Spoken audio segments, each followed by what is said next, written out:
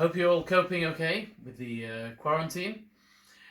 I heard that the Flat Earth Society have reported that the 6-foot social distancing measures is pushing some of their members off the edge.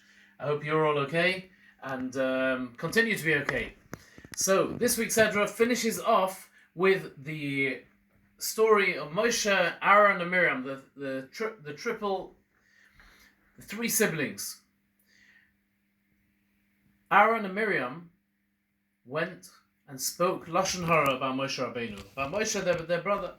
And they said, what's he doing? Why has he divorced his wife? Does he think he's any different to us? Hashem talks to him. Hashem talks to us too. What's the difference? We didn't have to divorce. Why does he have to be separate from his wife and not live with her just because he's talking to Hashem? They didn't understand that this was a misunderstanding. They did not understand that qualitatively the prophecy of Moses, was different to the prophecy of any other prophet who's ever existed and who ever will exist. He had a unique connection with God that no one else would ever replicate. And therefore, they were punished by receiving the punishment which traditionally came for Lashon Hara, which was a form of leprosy, which then went away after 7 days from Miriam. Misunderstandings can break down the relationship between people, within communities, and in particular within family. Very often the people who have the misunderstanding never find out that the whole thing was based on a misunderstanding. They just end up suddenly not talking to each other. The things freeze, and for years they can miss each other's simchas. They can lose contact with each other, lose precious moments, want to be sharing with each other, not be able to, and it causes misery on both sides. Everyone suffers when this happens, but it's all a misunderstanding usually. And in most times, people forget years later what the problem even was. One such story happened a few years ago in America. There was a lady who was once in a bakery on Friday. She went past and the smells were just amazing. It's a true story. She goes into the bakery and looks around at the counter and she's looking at this. Should I buy some some broccoli? Should I buy some babka? Should I buy the vanilla cake or the chocolate cake or thing? And she's looking at it and she just doesn't know what to do with herself. So the baker says to her, hi, can I help you at all? She said, no, I'm just looking. He says, you seem to be a little bit befuddled. He said, I've got just the thing for you. He said, can you see this vanilla and cinnamon cake? He said, I have a special offer on that one. It's buy one, get a second one half price. She said, but I don't need more than one. So listen, there must be someone in your family who'd be more than happy, or a friend who'd be more than happy to get that second cake. Buy the cake. She said, you know who would appreciate it? My brother. But I've not got time today. It's Erev Shabbos. I'm not going to have time to deliver it. He said, where does your brother live? She said, on 31st Street. 31st Street? You're joking. He said, problem sorted. What do you mean? I live there. 31st Street. Fine. Excellent. I'll deliver it. You pay for it. I'll deliver it. What's his name? Chaim Fried. Where does he live? Building 15. Done deal. Expect a phone call later from your brother. Thank you. Wonderful. She left feeling good. She's going to enjoy the cake herself. Her brother's also going to do it. You can have your cake and eat it. Brilliant. Okay. She goes home and prepares for Shabbos, and Shabbos comes in. She's lighting the candles and she thinks of the cake that she sent her brother. And her brother was an absolute mensch. Chaim was a mensch. She was very surprised that after doing a gesture like that, it wasn't something they treated themselves to usually, sending this fancy cake, that he hadn't phoned her. It bothered her. Her husband told her, no, don't worry, baby. The baker promised he's going to deliver it. Either it looks like the baker hasn't delivered it, or he's not saying thank you and he just doesn't appreciate it, which doesn't make sense. It bothered her. And after Shabbos, she decided to make a call to to her brother. And she calls up, hello, is your father, mother in? She speaks to her sister-in-law, and she says, did you get the cake that I sent you on Friday? No, I'm not sure what you mean.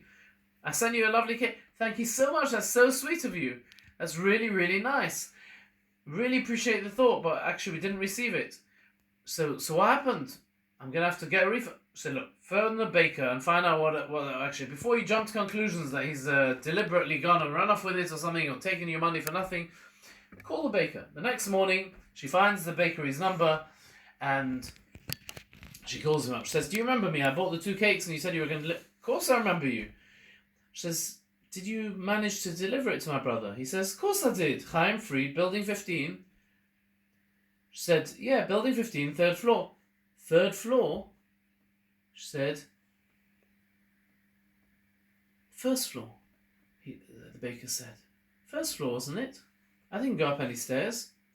And it said on the door, Chaim Fried, I delivered it. She said, are you telling me that there's 2 Chaim Frieds in building 15 and one on the 1st one?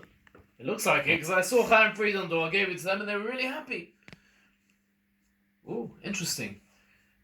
She goes, she puts the phone down and she thinks to herself, something very strange here. I'm in the middle of this story. She felt like she was in the middle of a detective novel. She thought, I've got to find out what happened here. God has obviously made a very, very interesting coincidence. There's 2 living in the same house. They've received it. I'm going to have to get to the bottom of this. She goes to the phone book, or the Jewish community phone book, looks up Chaim Fried, building 15, floor 1, and she calls him up. And she calls him up, and his wife answers, and she says to her, did you by any chance receive the cake on Friday? She said, a cake? A cake? Sure, I received a cake. But it was much, much more than just a cake. What do you mean? Let me explain to you. That cake that my husband received, and the baker told it's from his sister. Well, him and his sister hadn't spoken for years and years. There'd been some kind of little fallout that had caused them to miss each other, simchas, to not talk to each other. Every time he wanted to call her, he just held himself back.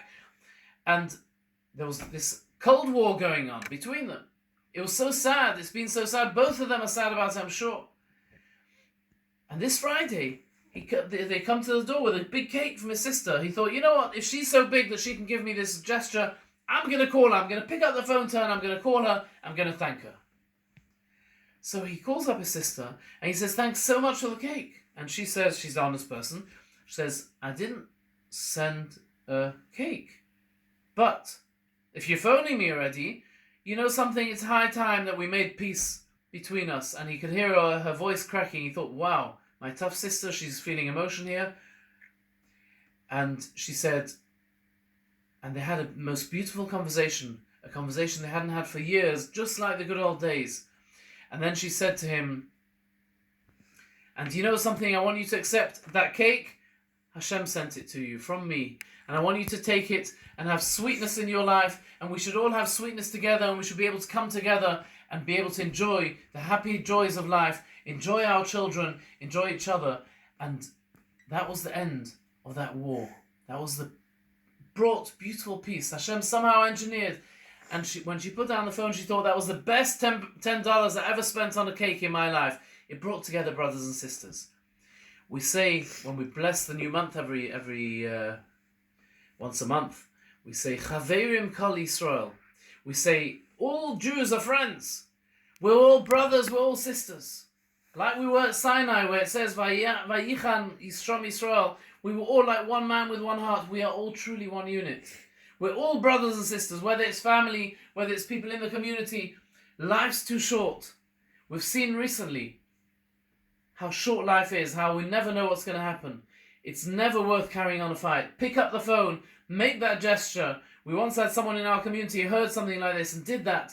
And from then he's been able to talk to his sister and his life has been transformed. He feels so much lighter and better and they both feel good now. Let's do it. Let's make peace. Let's not allow misunderstandings to get in the way of our relationships with our closest ones and with those further out. Let's use this opportunity now of lockdown to be able to open up, pick up the phone to someone you haven't spoken to for a while, and pick up the phone if please God, we should only have peace in our lives, happiness and blessing that brings. Thank you. Good Shabbos.